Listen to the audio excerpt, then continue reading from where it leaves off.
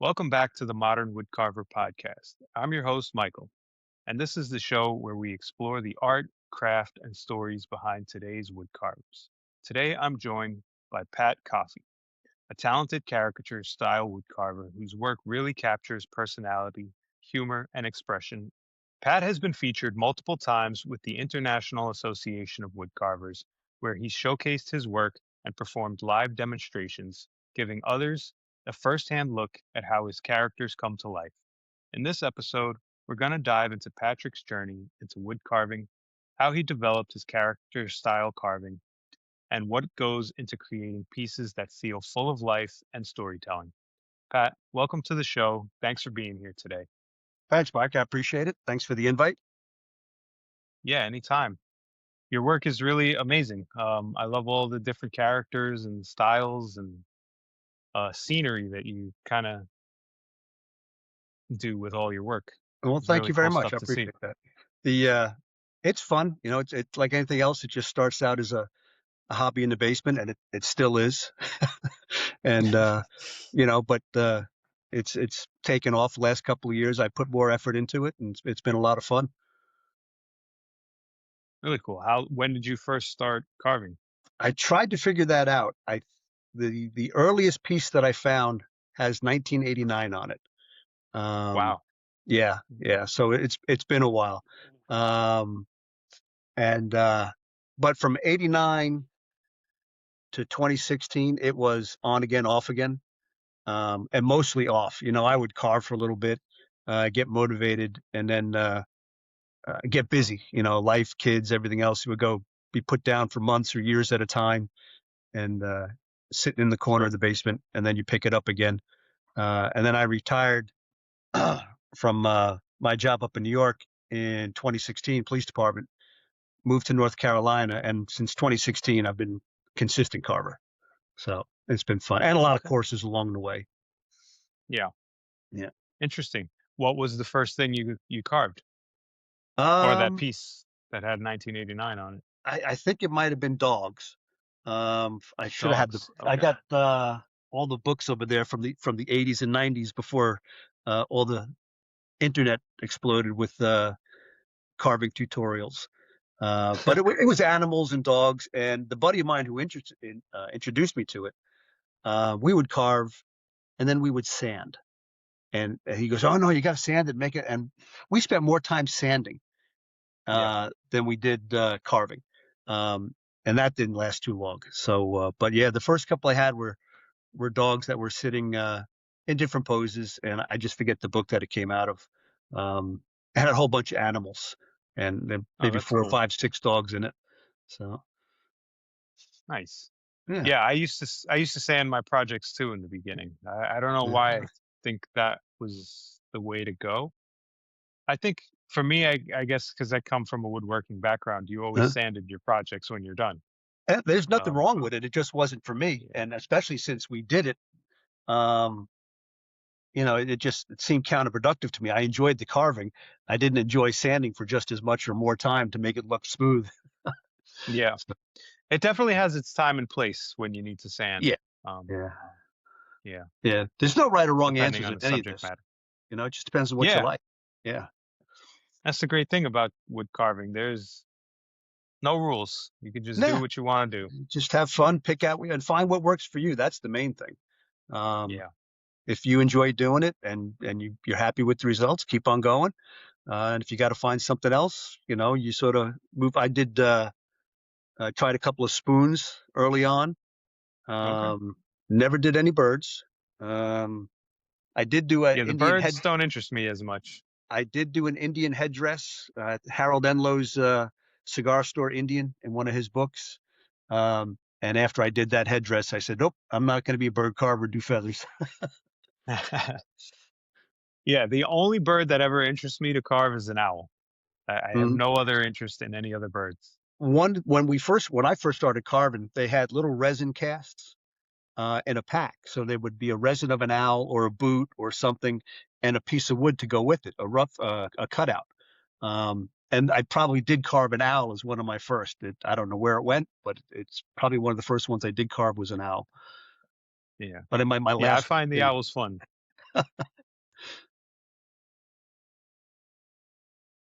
Oh, really cool. So you've been carving for 37 years, Yeah, yeah. give or Most of, take. I mean, like I said, Yeah. there was a lot of downtime.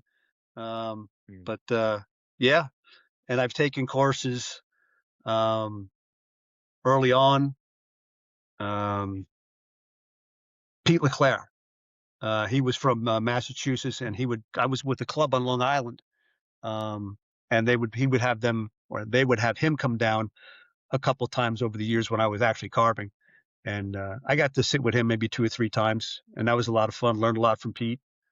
There was a guy in the club out in Suffolk, Joel Hull, and I think he was very big in a lot of his stuff got published back in the 90s. He was sort of a flat Mm. plane carver, and I think he might have learned with the Harley Refsel.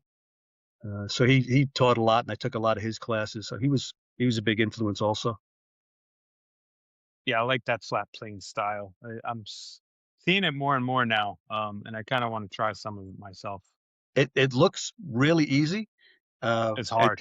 it's surprisingly like, oh, this isn't as easy as it looks to make it look right. Yeah, for sure. Yeah, I've learned the simple things are a lot harder to execute than the Yes, detailed I would things. agree with 'Cause that. you Absolutely. can hide behind all the details. You Yes. can't hide behind the simplicity. Yeah. Yeah. And there's a lot of really good carvers out there who do all different types of carving for sure. Flat Yeah. plane being one of them. Yeah. See, I kind of feel like I fall within that category. I'm a little bit of a chameleon and hybrid. Uh-huh. I attempt multiple different types of styles. I don't really Uh-huh. conform to one specific one. I have my favorites that I kind of lean back towards, but Uh-huh. I do want to explore all the different Hey, type of that's great. options. Yeah. Yeah. There's a couple of guys in my local carving group. I belong to a few of them down here in North Carolina, and they're great carvers. And I consider myself a good caricature carver, but they can pick up and do caricature. They can do bunnies. They can do relief carving. And I try other things, and you know, it's not good. We don't show those on Facebook or anything. Yeah. I got plenty of those too that I don't Yeah, post. yeah. Yeah. So how did you end up veering into the caricature style? I think it was just. I, I think I've told the story before at another platform. There was. I was stationed in California. That's where I was when I got introduced to carving, and there was a shop, and I believe the wife had. It was a Christmas shop, and the husband had a corner of wood carvings, and he sold the resin castings and maybe a knife or two, and he displayed all his Santa Clauses, which I was just enthralled with, and I just thought they were fantastic. So from the beginning, I think I was always drawn towards uh, the figures and the caricatures and the faces. Uh, and then over the years, like I said, I dabbled in a couple of things, but I think it was always caricatures that interested me: cowboys, hobos, um, that kind of thing, and Santa Clauses, of course. Yeah, you do quite a bit of Santas. I think so. Yeah, I think the Santa. Yeah. I like the cowboys a lot. Um, and you're trying to find something unique in anything and make it your own can be challenging. It's like, oh, I did a uh, shelf sitter. So he Hmm. would a Santa Claus would sit on the shelf, and he had a cowboy hat on. It was a special request. She wanted a cowboy Santa, and I put him Yeah. on a shelf sitter, and I was really proud of him. And so, oh, uh, Gary Phelan does one just like that. I'm like, man. So he had a rough out just like that. So I thought I was original, but it's tough to be, I guess, with all the history behind it. Yeah. It's really tough in this world to be original. I mean, Hmm. I, a lot of times when I think come up with a cool idea, there's Hmm. someone out there who did it 10 Oh times yeah, better or yeah, um absolutely, yeah. yeah. And then there's just typical go-to type projects that a lot of carvers uh typically just fall behind. Hmm. Um and depending on the style of carver you are too. The Hmm. caricature styles, there's usually a lot of the cowboys and the Cowboys things are like big. that. Um, Yeah. Frankenstein's are out there. I do I Frankenstein. like your Frankensteins. Oh, Yeah. thank You you. do Yeah, quite a I've got a Really cool couple of them looking that I've practice. done over the years. Yeah.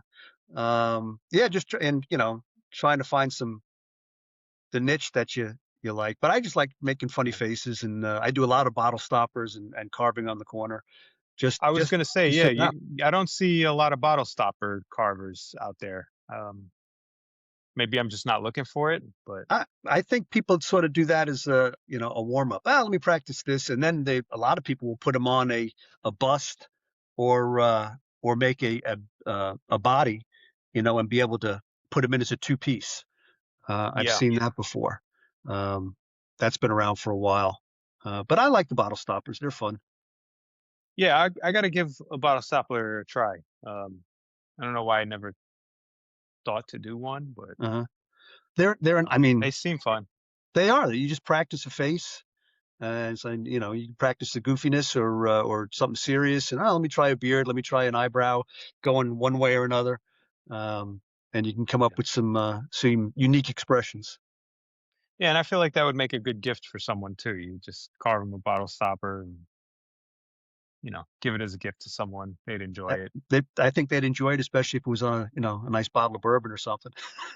Let them buy the bourbon. You just There you spent go. hours carving the. That's the real gift. Your art. You know.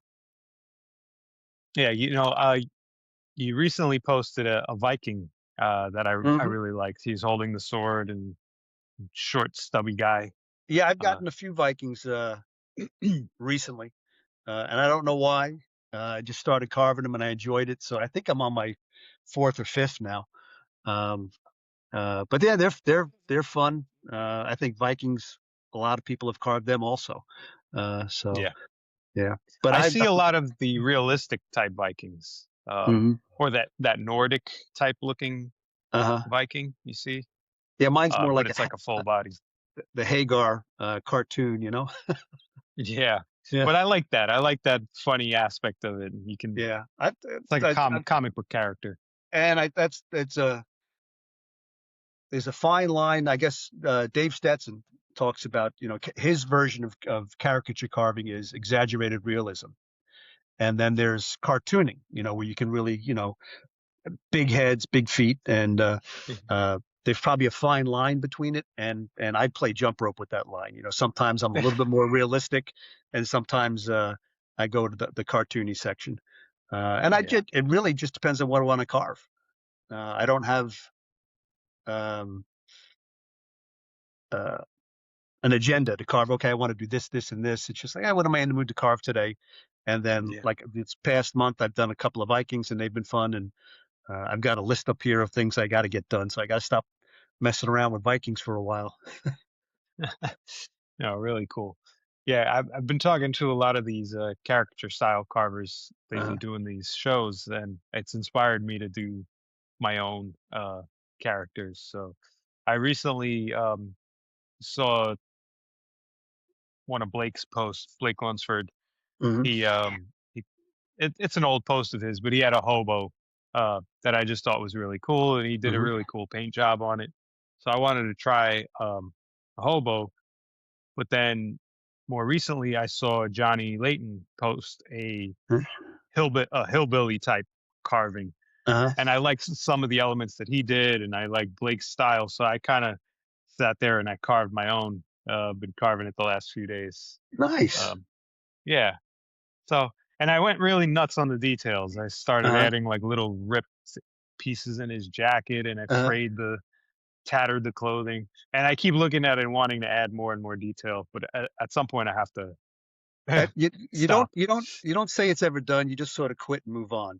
Yeah, yeah, and I'm Yeah. getting to that point where I'm looking at it and like, okay, I need to just stop, Uh-huh. otherwise it'll be overkill. But Well, I've and been then you having got, so much fun doing it. well, and that's great. Make a pattern of Yeah, it and carve another one. And see what you yeah. can work out on the second one.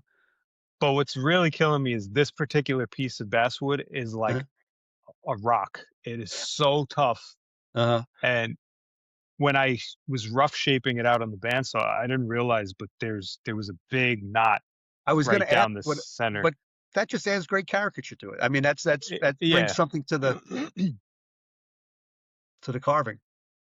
yeah, So definitely. I mean, yeah. it's probably going to get covered up because I'm going to paint it. It which depends on if you do a light wash of paints, light wash. that'll still show through. And I mean, it's a wood carving, and that's part of the wood. That's a knot that's sitting in there. Yeah. Yeah, Uh and it actually what's cool about it is it runs up his chest and his face. There's like huh. a brown streak, and then it rides down one of his legs. So it does give it a nice, cool little detail, and it, Uh you know, the way it highlights over some of the huh. cuts and the curves and everything is kind of interesting to see.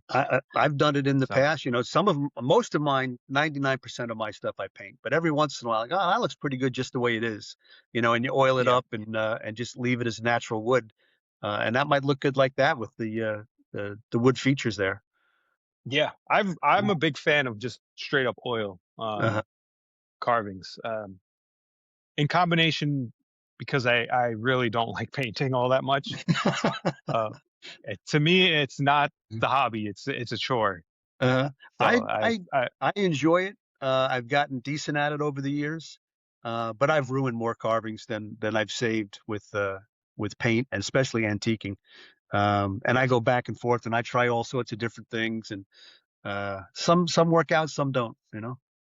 yeah. I actually haven't tried antiquing at all. Mhm. I see people do it, and Uh, I don't know if because I'm seeing it online or on videos, I can't tell the difference between uh-huh. when someone antiques something and when they don't. Gotcha. Yeah. Maybe very minimal, I can see it, but Hmm.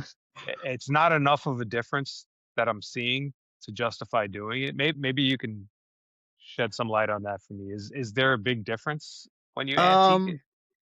Um, it deepens the shadows. So if you've got, you know, a crevice in your arm here or the your armpits, you know, you can just sort of, okay, we're just going to deepen that, and it just brings out the shadow and depth. So in the carving. So now So that can't that be achieved with just a wash while you're painting it? you Like a absolutely can. darker, Yep. You can go if you're going yeah, to paint the shirt blue, you can add a little black to the blue and darken it up and put that in the creases. yeah, Dave Stetson, that's what he does. And not necessarily. I mean, he has a whole different process. He doesn't paint it black. He not pre-treats the wood. He paints the crevices first, then puts the color on, and then might come back in not with an antiquing solution, but with a darker color. And a yeah. lot of guys do that, and I've done that too. Um, and then sometimes you just get lazy and you throw, for lack of a better word, shoe polish on it, and darken it up, wipe it off, and the crevices, the stuff stays in the crevices, but it could Okay, also stay cool. in places that you don't want it to stay, and it ruins Yeah. your carving. So there is a leap of faith when you're doing that too. And no matter what, if you're ever going to antique, you have to seal the carving really well before you put any sort of antiquing on it. That's I've done that mistake too, especially with a Santa Claus. He comes down he's he's come down the chimney. You know, he's black. Mm. Yeah, he's got the soot all over him. Yep, exactly. Interesting.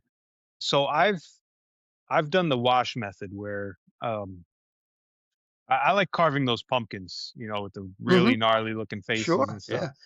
And the ridge lines or the whatever they're called for Uh-huh. each part of the pumpkin. Hmm. After I paint the pumpkin orange, I'll go back in with black. Yep. Like a Hmm. really light wash of black, Uh-huh. and I'll just let it seep through all the Uh-huh. cracks and crevices in the teeth and the eyes and everything. And then I'll just kind of wipe it off.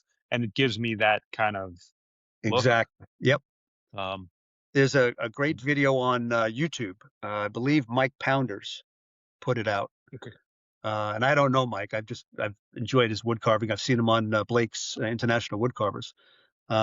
And he goes through that very process of what he does, and it really is just putting black paint in the certain areas, and it's another version of antiquing, but it's more controlled. Yeah. Yeah. Yeah. Cause I've, I've said this before on other episodes. I kind of learned how to paint through a non woodworking related channel, Hmm. a clay sculptor his name is, he goes by Ace of Clay on Yeah. YouTube. I follow him. Yep. Yeah, and Yeah. he does. I mean, I just like watching him Sure. make clay sculptures. Uh-huh. But I picked up a lot of really cool painting techniques because he has a really easy way of understanding how to Uh-huh. do it. You know, with the dry brushing and the wash, and Hmm. he has a method just down packed on how he Yeah. does it. It's Uh-huh. like a 1, 2, 3 method, and he's done. So because I dislike painting so much, I want the easiest possible way to paint. I don't Uh-huh. want to complicate things and Gotcha. Yeah. get into the nitty gritty of it. Occasionally, I will say occasionally, I do enjoy painting Uh-huh. when it's going right and I'm really in the zone. I'm really focused, um, and I And it see comes it's out well coming at the out end. Yeah. nice. Yeah. Um, I also noticed that for me to enjoy the painting, Hmm. um, I really have to pay attention to the colors I'm using. So one thing I started to do when I was painting more often, I would look at the color wheel, Uh-huh. um, and I would Google like what is complementary colors to each other, Hmm. Yeah. because I was picking colors that I just thought would look cool in Uh-huh. the moment, and they just didn't go well together, and it looked ridiculous, and I kind of ruined carvings based on that. Uh-huh. So doing that really kind of improved some of my painting uh, Well, that's the abilities, but still don't enjoy it that much. I was chatting with Jerry McNulty, and he was I mean, I've started getting into AI and using that as a tool, and he was telling me what he does. So he can take a picture of his wood carving when it's done being um, carved. Okay, Mm, put this kind of shirt on it. Change the color. So you give it the wood carving, and it can change the color of the shirt, the pants. Oh no, try this. So you can get a feel of it even before you put paint to wood. So I've yeah, tried a little bit of it, and it's I've enjoyed it. It's risk free at that point. You know, you haven't ruined anything. yeah, it's a good way to experiment Exactly. Yep. and Yeah. trial and error. Hmm. Yeah, I should do that. Try that out a little bit. Yeah, your painting is really great. Everything is painted really well, and I always admire all you guys, especially in the caricature style, because all of you paint your projects. I mean, I think the style kind of lends to having to be painted. I So would you at need, least painting also hides a lot of mistakes too. So I uh, guess, yeah, yeah, so you don't see all the extra cuts if you've left them in there. So, but um, there are carvers out there who don't. Marv Kazarak comes to mind, and he's a former member of the CCA. I think he went emeritus a few years back. But a lot of his stuff is just bare wood and amazing carvings. All full caricatures carved from one block of wood where 3 or 4 people are sawing and hammering and just phenomenal stuff. those are cool. Yeah, Yeah. Now, do you treat the wood before you paint it? I do. I use Minwax 209. It's just a natural finish, so it seals it. I use a thin wash of paints, um, and I might have to put 2 or 3 coats on it to get the color I want. I try to let the grain of the wood continue to show through the paint, and then I'll seal it 2, 3, 4 times depending on how I'm going to antique it, and then you come up with a solution on it. What I've been using lately is just something straight out of a bottle. Uh, it's called Dura Clear Cream Wax. Mm. So, and it's worked out pretty good for me recently. Yeah. What kind of sealant do you? Is that the sealant, the Dura, No, the what you just sealant showed? I'll either use a satin lacquer, Prolux, Okay. which is the old Deft. They have a satin lacquer, um, and that leaves a sheen to it.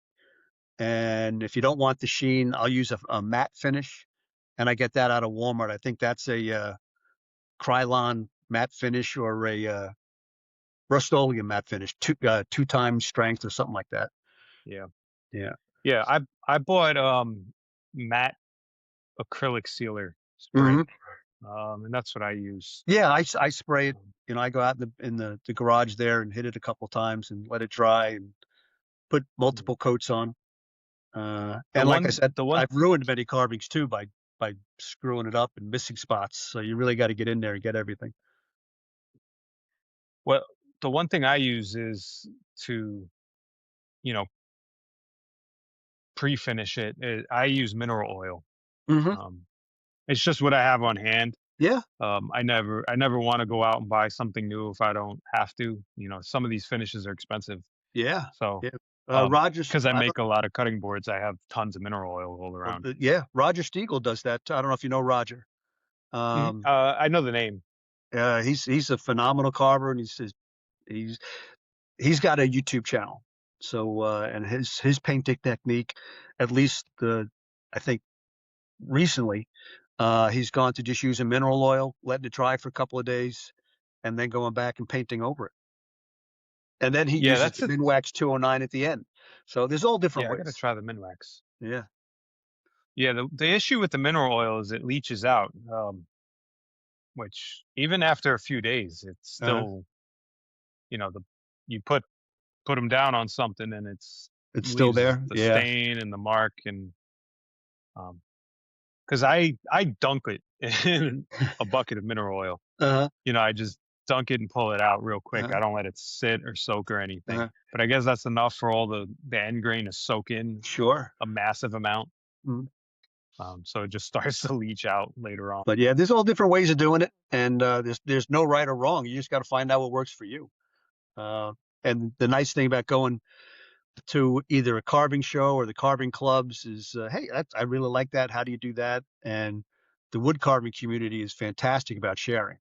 I never run into anybody that says I can't tell you how I do that. It's this is my secret. Everybody's willing to share what they got, and then you go to a show and people just you start chatting up, and it's amazing what you come home with and different ideas.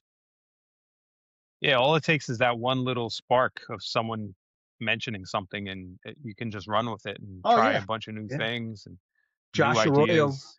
Josh Arroyo turned me on to that Chat GPT and AI.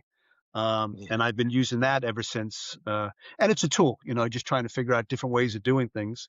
And then Jerry, told me, okay, he took it a step further and put uh, painting his finished product, and changing different colors. So yeah, I thought that was, you just chatting people up and getting different ideas, and you sort of make them your own, and always find out what works, whether it's a knife and the piece of wood, or AI or a tool, or clay, and like Ace of Clay there, coming up with an armature and working out in clay first. yeah. Even Jerry even mentioned to me that he uses ChatGPT to redesign and tweak some of his drawings. Hmm. So if he thinks up of a specific type of character, um, whatever that character is, he'll say, Uh, okay, make him a police officer, make him a cowboy, just to yeah. get different ideas of how he would look in Yeah. different He scenarios. he showed me that too, and I was just blown away. I was like, wow, that's Yeah. fantastic. So of course I had to do it for my own stuff. So I have a rough out of a Santa Claus, and I said, turn him into a biker. And with that same figure of a Santa Claus, within 30 seconds is now a biker. And I was like, I got to carve that, which I haven't done yet. That's cool.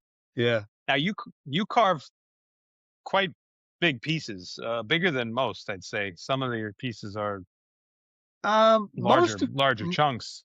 most of mine, I would say, are under 8 or 9 inches.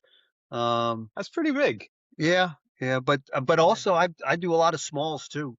Um, and 2 inch figures, and just a generic pattern, and I like seeing what I can get out of something. So it's the same with Uh, uh, the bottle stoppers. It's one generic pattern. What can I get out of that same pattern? And then here I've got, so these guys are about 2, 3 inches.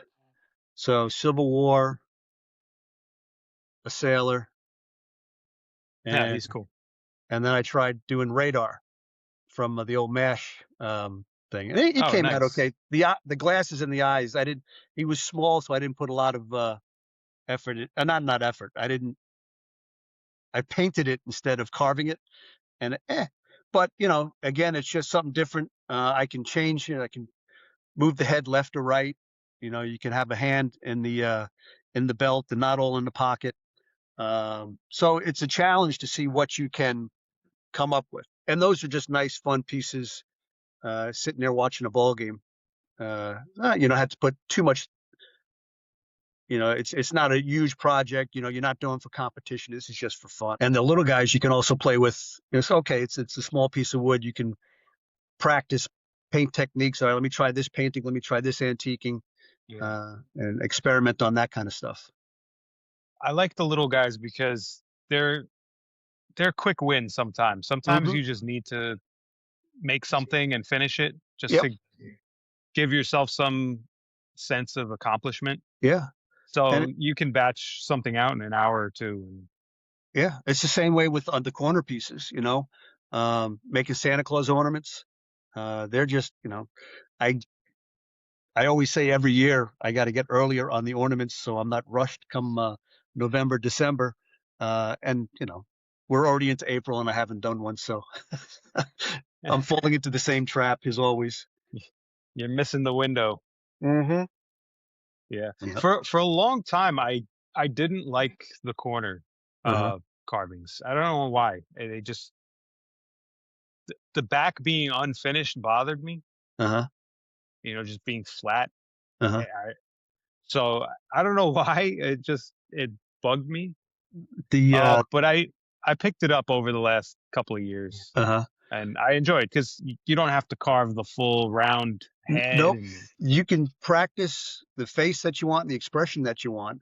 And since you really love painting, sarcasm, um, uh, you could do something on the back. And I had a carver in mind, cartoons to carving. Richard Holden, that's it, Richard Holden. So Richard, and he's on Facebook, and he does a lot of corner pieces. And on the back, he will paint or use water pencils or something, and he'll put a sleigh on the back of it in color, a Santa Claus, an elf, or something, and it's fantastic. So you're utilizing both sides of the carving.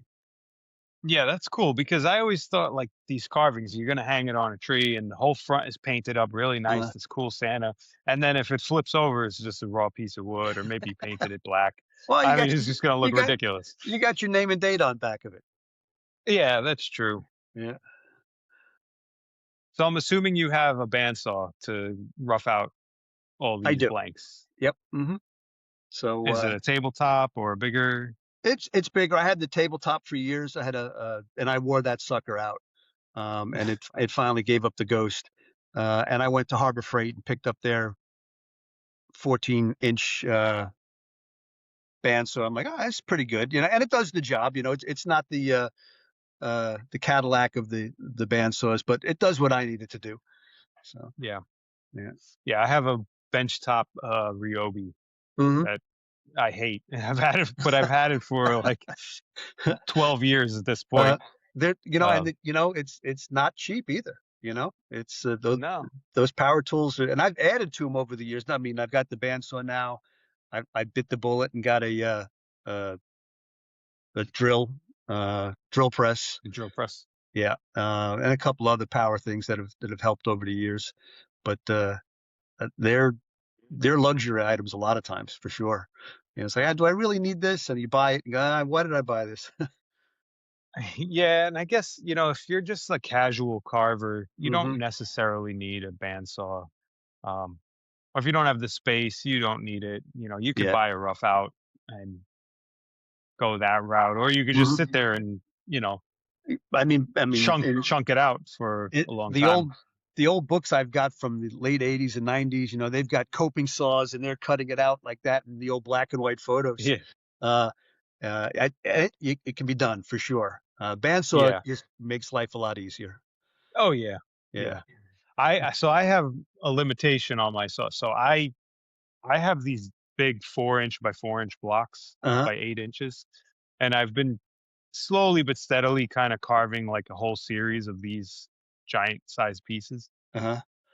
But my bandsaw unfortunately caps at 3 inches and 7/8, and Yeah. it's that 1/8 of an inch that's Yeah. killing me. And I have a planer that I can run them through, but Uh-huh. they're only 8 inch pieces.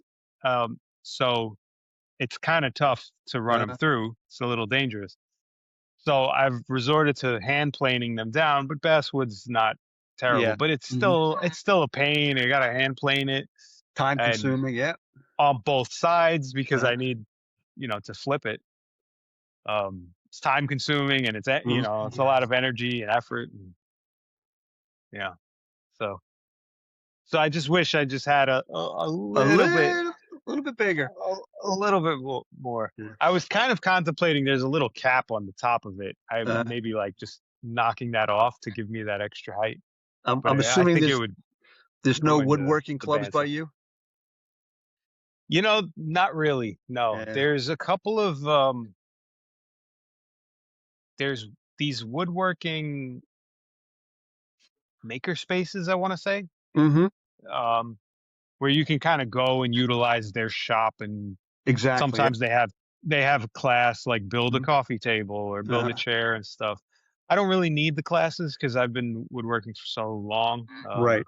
I kind of know what to do. I don't really need A buddy of the mine, it belonged to one, belongs to one, and he went and but he used it. He went to the club and joined it just for the specific use of using the bandsaw. So he had to get yeah, trained in the safety of the bandsaw. And once he was there, he okay, and cut out whatever project he wanted to cut out, and it yeah. worked out. Yeah, Bring 20, 30 projects with you to yeah, cut it all out in one shot. yeah. Yeah. And then here where I am, there's the only carving club that I know of is out in Long Island. And Mhm. um, There should be two. At least there was when I was up there. There was one in Nassau and one in Suffolk. so I think the one in Nassau is still around. Okay. I've looked it up a while ago, but Uh, I have a young daughter. I have a full time job. I have other. I can't randomly go there on a 100. weeknight. Yep. And as much as I want to, it's an hour drive away If you're lucky. if I'm lucky. And then Yeah. if it's raining, the LIE Yeah. is going to be, you know, bumper to bumper. And Uh-huh. it's just, it doesn't, you know, I'd No, rather just stay home and carve at that totally point. totally understand. Yeah. Like I said, Yeah. I picked it up and there were years where I didn't carve. It just sat in the corner. So it really I kids get in the way, not get in the way. The kids take up the time. Job, family, everything is more important than the carving. But Yeah. the carving is a nice outlet when you can get to it for sure. Yeah. And I mean, the way I'm doing it is fun because I can go outside behind my house or out front Hmm. and just sit there and carve for 10 minutes, put it away and Yeah, run yeah. in if I'm needed or run back out. And, Uh-huh. sometimes too, like it's hard to carve on demand. Hmm. So Yeah. I feel like a club, like, okay, every Tuesday you got to go and carve. You may not be in the mood to carve when you get there. Uh, and Um, a lot of my carving clubs, we don't do a lot of carving. We do a lot of solving problems with the world. Uh, so you just sit around and BS, a lot of it is you just hanging out and having a good time with people. yeah. And hey, can you show me how to do this? And showing your work and helping other people, and it's just fun. If you can Yeah. if See, you can that's what do it, I'm it's more fantastic. interested Yeah. in just having that like-mindedness to Uh, coming together and show off. Hey, look what I did this week, and how do you and do this, or how do you try that? that's the clubs that I go to are great. The shows that I've been to are the same way. You get to know the people. Hey, Jerry McNulty or Johnny I've met once at a Renegade. You get to hook up with these people again and say how you doing, and hey, watch your stuff online. Joe Yeah. Severisi, and hey, we're Facebook friends. We didn't even know it. That kind of stuff. So and then they really do become friends with you, not just Facebook friends, which is kind of cool.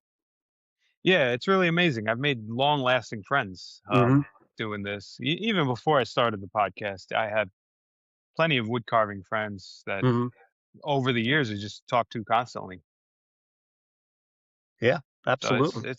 yeah, it's a really great hobby and craft to be in. Everyone's Oh, nice and generous. yeah, I'm lucky enough to be close to.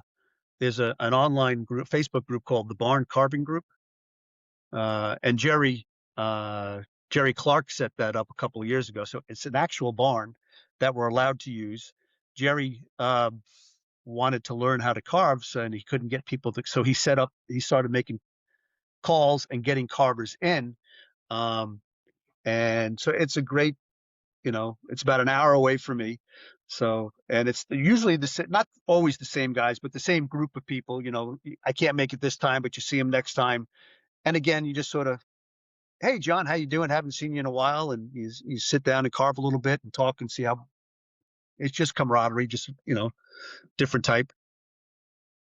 Yeah, and that's the beauty about it, just getting together and having fun and Yeah, talking shop. absolutely. Yeah. And learning as you go. I don't know if the listeners to the podcast are benefiting as much as I am because I'm getting to talk to all of you really talented carvers with great insight and knowledge and Hmm. perspectives on tools and the craft and styles and everything. And it for me, it's really ignited like a real deeper passion Yeah. for Yeah. it. Because I'm talking to caricature style carvers, so I want to try that. Uh, I want to carve Sasquatches. I kind of want to adapt to everyone's uh-huh. style because they're so passionate about it, and the way they feel about it is rubbing off. Uh-huh. So I would imagine that's very similar to a carving club. Where Y- you'd go and you'd see someone you admire and their work in person, and Yeah. And, you get to see the same guys every week, and you get to learn about them, what's going on with them. And, uh, and you pick on each other because usually yeah, that's what you do.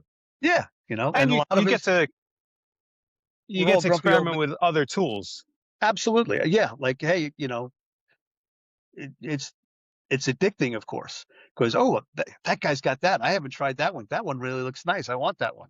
Yeah. And you got two or three toolboxes, before too long. Uh, I think there's a Jim Feather on International Woodcarvers, maybe one of the first ones. Uh, Yeah, I've seen his and video. he said, "I'm always on the lookout for the perfect knife, and I hope I never find it." Yeah, So I'm like, that's I pretty can good. relate. I can relate to that. Yeah, it's funny because I bounce between knives. I mean, I don't have a ton of fancy knives. I have Uh, flex cuts. I have a couple of Helvies. mhm, I ordered a Badger State blade knife. Um, I got a variety of others too mhm. that I try, but I'm constantly like, I'll get bored of one particular knife, and I'm like, all right, let me try this one out for a while, and I keep My cycling through them. And my favorite knife is a sharp one. yeah, And and I'm like, and I've got multiple. So I got a little bit of a uh, this one's leaving a little bit of a mark. You put it down, pick up another one. Oh, this one's good and sharp, and you keep on going. And like you say, you rotate them. I've got a bag, my to-go bag that has where I take to the clubs and all that kind of stuff. And I've got my secondaries that, I haven't carved with this one in a while. Oh, I forgot how nice this one is. And you sort of put that one in the bag and take it with you for a while, and swap yeah, out another one. So I've got almost every maker of knife, at least one of, uh, and they're all good. I don't think there's a bad one in the bunch.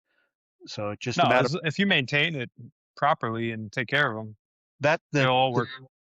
the biggest skill that I'm need to well, I can sharpen a knife pretty good, and I can sharpen a gouge pretty good. The V tools, I take down to Alan Goodman when I run to Alan every once in a while. He Okay. gets three or four of my V tools. Alan fixed it for me. But sharpening is for a new carver. If I was going to say anything for a new guy, it would be learn how to sharpen. Take your time and figure it out, and just keep on having sharp tools. Just makes everything that much more enjoyable. Yeah. Yeah, I agree. I mean, that's the main reason people quit. Yes, they just get Yeah. frustrated. The wood is splintering, and it's snapping off. They're cutting themselves because they're not holding it or jamming it. And if you got a sharp tool, it just makes it, wow, this is nice. Yeah. I mean, once you experience a really sharp tool, Hmm. properly sharpened, I mean, there's no going back. Yeah. Especially if you're a beginner and you're working with some of these. Unfortunately, there's some beginner friendly name brands Hmm. that sell tools, and I've found that they're incredibly difficult to work with. They're not really sharp. They don't hold an edge. Um, and I think they just, as a new carver, you're going to pick up that knife Yeah. because it's a Yep. beginner friendly tool, Hmm. and you think it's sharp and it's not. Yeah. Um, And and then you then you're borrow, fighting the wood. yeah. Then you borrow somebody else's tool and go, oh wow, this is nice. Yeah. Yeah, you pick up Yeah. someone's Helvey for the first time, and Yep. you're like, "What?" Yep. You know. For a long time, I've heard of Helvey. You know, I guess they're like the cream of the crop type of Hmm. independent knife maker. Um, and I was always watching like Doug Blinker's videos, and he's like, "I have a Helvey," and other Hmm. people Helvey, and I'm like, "What's so good about Helvey? Like, it Uh, looks cool. I like it." Until I actually was able to get my hands on one, and I was uh, like, "I get it. I get it. yeah. I definitely get it." Yeah. And I lucked out getting it. I free for all when they had their open website uh, hunt, and I just grabbed whatever two they allowed me to grab.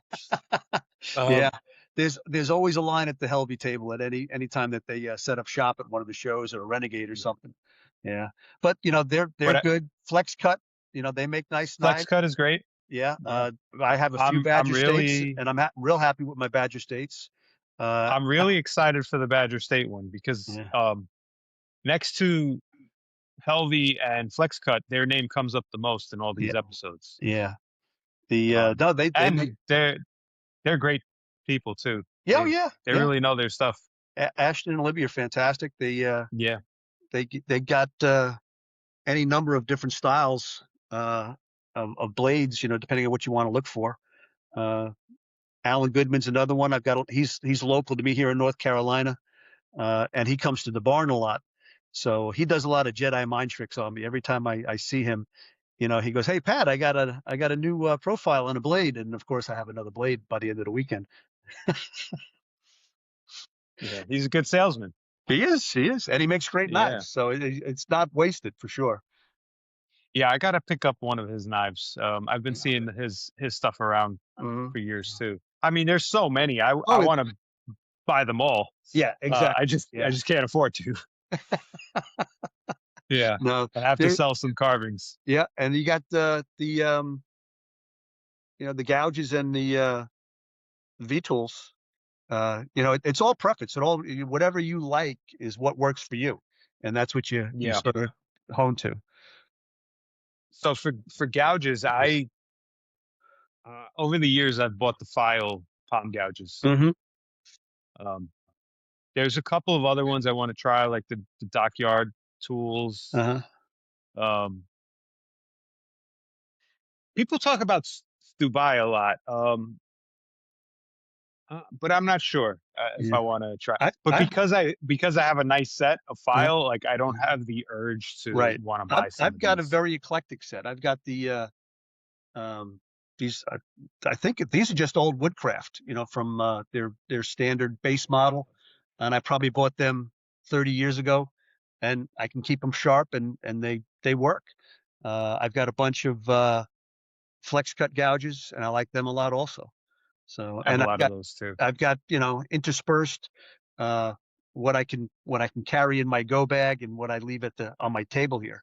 So Yeah, I think there was a company. I'm not even sure if they're in business anymore. Warren Tools, and they were up in New York, and they put okay. out a good product. I like their stuff too. So, but I don't know if they're still a going concern or not. Yeah, I'll have to check it out. Yeah, I mean, there's so many tool there are. makers and brands and There are. And you knockoff feel versions. I And don't want to leave anybody out, either, but they're all good, you know. yeah, I mean, you could throw a rock at Hmm. any one of these tool makers, and you're gonna walk away with something good. Yeah, and that's Um, the beauty and the danger of going to one of these wood carving shows. Like I'm going to go to Charlotte in a couple of weeks, uh, yeah, and Helvey will be there. Badger State will be there. Um, I'm not too sure about any other specific tool makers, but you will have vendors selling other people's wares also. And yeah. there's just, you do a couple of laps around the room before you throw any money on the table to see what you want. Yeah, but if you do the lap, you might not get the one you want. You got that right. Yeah, especially Yeah. yeah. Yeah, it might not be I there when you was come back. I was talking to Ashton at Badger State recently, and Uh-huh. she said that the Pennsylvania show, they were like sold out within the first day or so, or not sold out, but like Yeah, majority of their yeah. inventory was Uh, gone. yeah. And they didn't expect that. Um, so happy problem for them to have. Yeah, yeah. That's good stuff. But then, Yeah. she's got to they got to work like a fiend when they get back home to redo their stock. Yeah. Oh yeah. I mean, and Yeah. they work. Yeah, yeah. She told me their travel schedule, and I do Uh-huh. not envy them at all. No, They but are traveling the country the well, entire year. I saw them in Pennsylvania, and then they were going somewhere else after that for 3 or 4 days. I want to say Yeah. Missouri, but I'm not positive. Going home, probably working on knives. They'll be at Charlotte in a couple of weeks. They're probably somewhere in between, if because that's what they do. They just they every once in a while they'll throw a video up on Facebook of where they've been. They've got a Yeah. map of the United States, and it's kind of fun to watch. Yeah. That's really cool. No, they work hard. Well, I And think they all do. Rich, he does the Helby stuff, and he's got a full-time job. And then he comes home and tries to knock out the knives. Uh, and then yeah. I think they're all doing that. They've all got everybody's got responsibilities, and then you got to put it on. You're trying to do Of this on course. and put out a good product. Yeah. Yeah, That's like us with the carving. There's a lot of us who try to sell our work and, you know, to feed the hobby at least. yeah, yeah, Uh, yeah, yeah. My wife likes it when I sell something because then she can say, I can pay for this knife now." yeah.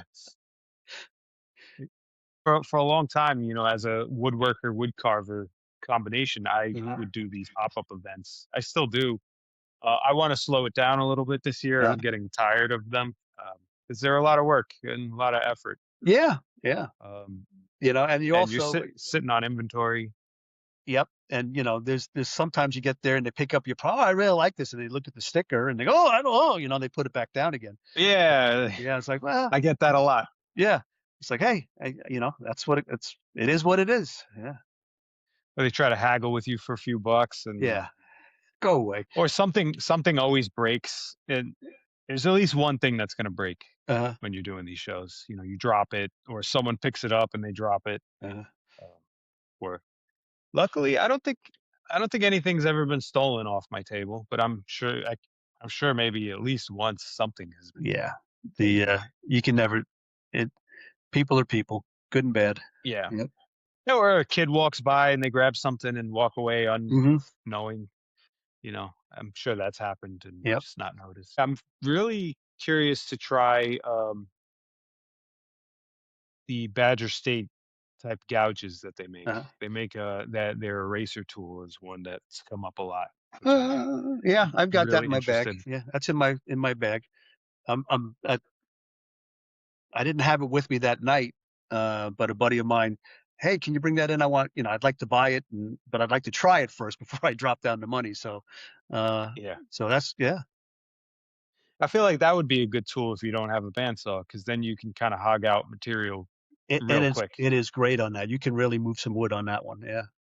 You said you have no clubs up that way. Do you travel to shows or anything, like a wood carving show?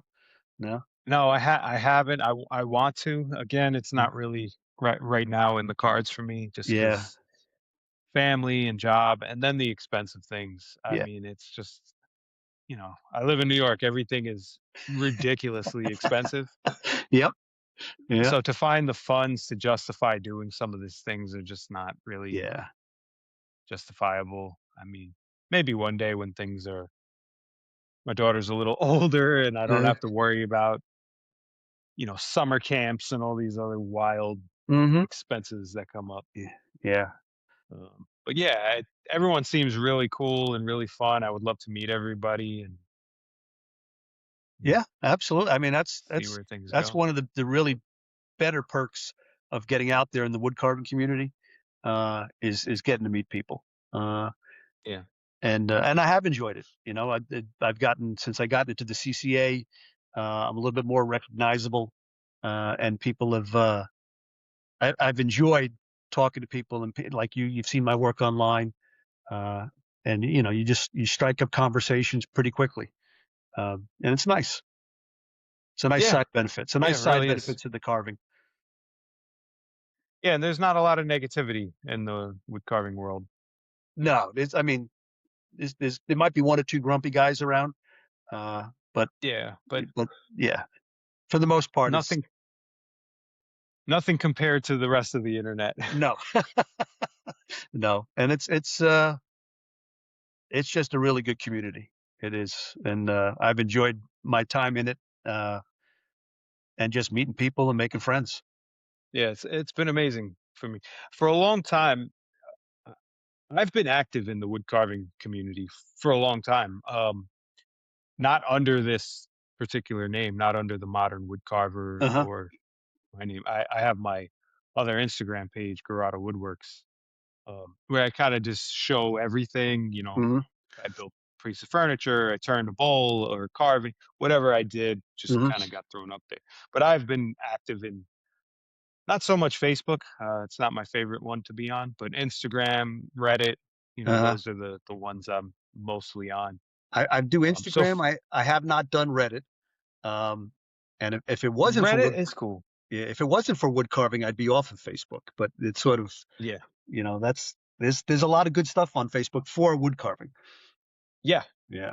I will say if you ever did go down the Reddit rabbit hole, that's where you'll see the most negativity. Really? Yeah. And I don't know why, it just is. I assumed, and I've said this before, I assume it's because Reddit's the type of place where if you're mildly interested in something, Uh-huh. you could join it. I guess the same goes for Facebook or Sure. Yeah. Instagram and Yeah. stuff. But Reddit is specific, like groups that are made. Uh-huh. So there's a wood carving subreddit and there's a whittling subreddit. Uh-huh. So if you just happen to like or interested in it, even in the slightest, you could join it because you Uh-huh. kind of want to see what's being posted. So I think a lot of the audience may not be actual wood Wood carvers, but carvers. just people who kind of like it. Uh-huh. There is a lot of wood carvers in there, and they do post and Mhm. all that. But I think the people that will hit you with the negative stuff or the non heavily wood carver related people, Huh. and they're just a little more judgmental.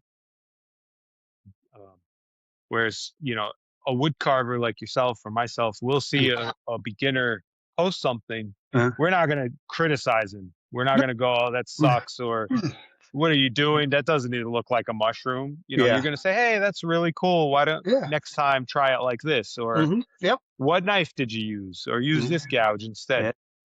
So we'll offer advice or a little bit of praise, Uh-huh. whereas the non wood carvers will kind of just be like, that sucks. Yeah. Yeah. That sounds like something I might want to avoid. Yeah, so that's my theory. I mean, Uh, it makes it's very sense. Yeah. it's minimal, but Uh, it's there. yeah. It's not like on everything, and I don't think anyone's gonna go home crying or anything, but and I've talked about this with Tom. Tom Parr. He was on Mhm. an earlier episode, and him and I both have talked about posting on Reddit. And there was a years ago, I posted a female figure carving, Uh-huh. just the torso, and I titled it my attempt at a realistic female carving, Uh-huh. and they ripped me to shreds. Wow. They just because it wasn't perfect. Uh-huh. It was an attempt Yeah. titled properly, and they were just, man, it exploded, and they were just, do you even know what a woman looks like? Have you ever been with a woman? Like, Wow. clearly not. This guy sucks. It was ruthless. I Uh, took it in stride, and I was joking around. To uh, me, it was funny, but I could see if you're kind so of sensitive to that yeah, sort of thing, absolutely. Yeah. it'll really weigh on you and make you Sure. feel bad about yourself in your art. My Uh, wife is my toughest critic. Uh, yeah. and it's all in a good way. But one time I did a female. an attempt of a female on the corner. So it was a cowgirl. Very important. Yes, it was a cowgirl. So she had the hat and the thing. It wasn't painted yet. And I'm like, oh, that's pretty good. And she comes by and she goes, oh, that's nice. Is it going to be, yeah, that's going to make a nice witch. I'm like, okay, it's supposed to be a cowgirl. Oh, okay, it's Yeah. going to make a nice witch. Well, at least she got the gender right on it. She She could did. have, She did. Yeah. yeah, she could have said that's a cool cowboy, and Yeah. then it Yeah. doesn't look like a female at all. She's we joke back and forth, but she's what does she call herself? Not necessarily product control, but she's the idea person. Oh, you should do this, this, and this. And nine Gotcha. times out of ten, she's right. She's a special projects manager. Yes, she's She pretty comes much up with all everything. the ideas. Yep, absolutely. Oh, that's really cool. And what do you plan on carving next? Now that once you get past the the dwarves and the My Vikings and my stuff. Vikings and stuff. I got a few projects um, in mind. I kind of like. We just came through St. Patrick's Day, and a leprechaun would be pretty cool. I'm trying to incorporate more movement and more um, character in a carving. It's not just stand forward and with your hands in your pockets like the little guys here. So Yeah, that's that's what I do. yeah. I'm just baby steps here and there, but I'm trying to come up with my own pieces and put movement and if I can make people, you've probably heard it before, you get that smile on somebody and they like it or a laugh out of it. I always enjoy that. So, Yeah. but there's One thing nothing you- specific. one thing you also do that I don't know where it came from, who started it or what the deal is, but the Christmas pickles. I didn't know what the hell the Christmas pickle was I've until a never couple of heard of years that ago. until I, seen it on the wood yeah, carving. a couple of years ago, in my local club up here in Lexington, North Carolina, a friend of mine told me about the Christmas pickle, and I never heard about it. And then Bruce Ankeny put a video out on YouTube on how to carve them. And again, that's just another way of doing faces and expressions, and just practicing on a 1 by 1 by 3 piece of wood and see what you can come up with. Uh, Rod Gatlin does butt heads, which is basically the same thing, Yeah, but instead of painting it green for a pickle, he's putting a butt crack on the backside of it and painting it flesh colored. But yeah, again, those are work fun. they are, and they're just uh, they're just fun to play with and experiment on the faces. Yeah, I did read somewhere a while ago. I think there's some sort of tradition with the Christmas tree and an actual pickle where Uh, they'll hide an actual pickle in the tree and yep, some like the that kids have to go find it. So I if think you, that's where it stemmed from. I think that's what it's turned into. Yeah. Where it started, I don't know, but I when I give out my pickles, I have a little write up that goes with it, and it's hey, hide the Christmas pickle, and whoever finds it um, gets a special treat. So it could be, whatever the mom and dad want to give the kid.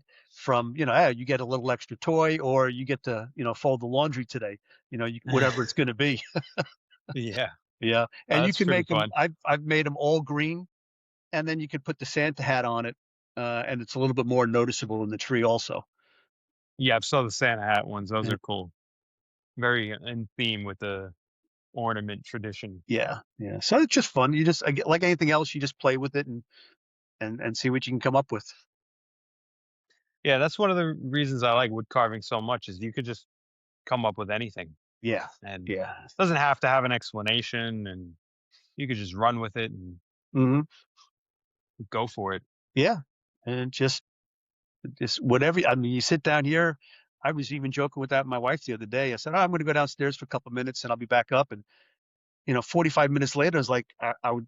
Where did the 45 minutes go? I had no idea that the time had flown Yeah. that quickly.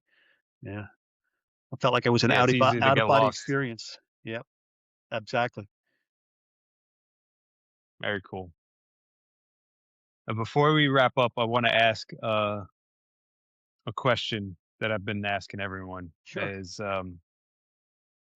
If you were to go back in time to the beginning of your wood carving journey, what's one piece of advice you would tell yourself?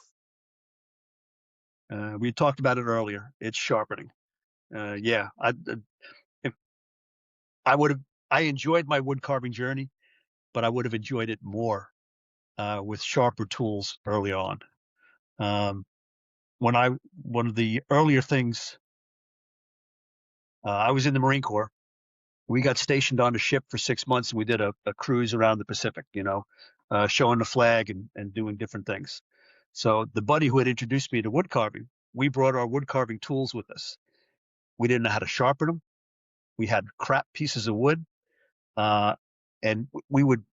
I mean, if we got to carve, which we did it like once in 6 months, but we had like blisters because we were so muscling through because we didn't know what the hell we were doing.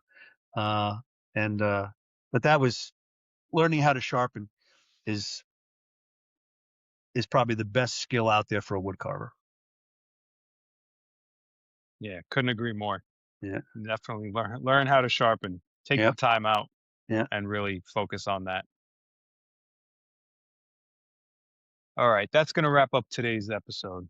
Pat, I really appreciate you taking the time to come on the show and share your story and your approach to character carving. This was a great conversation. And to everyone listening, make sure to follow the show on Spotify or subscribe on YouTube so you don't miss future episodes. We've got new conversations coming out every week with some incredibly talented wood carvers. Thanks again for listening, and I'll see you in the next episode of the Modern Woodcarver Podcast.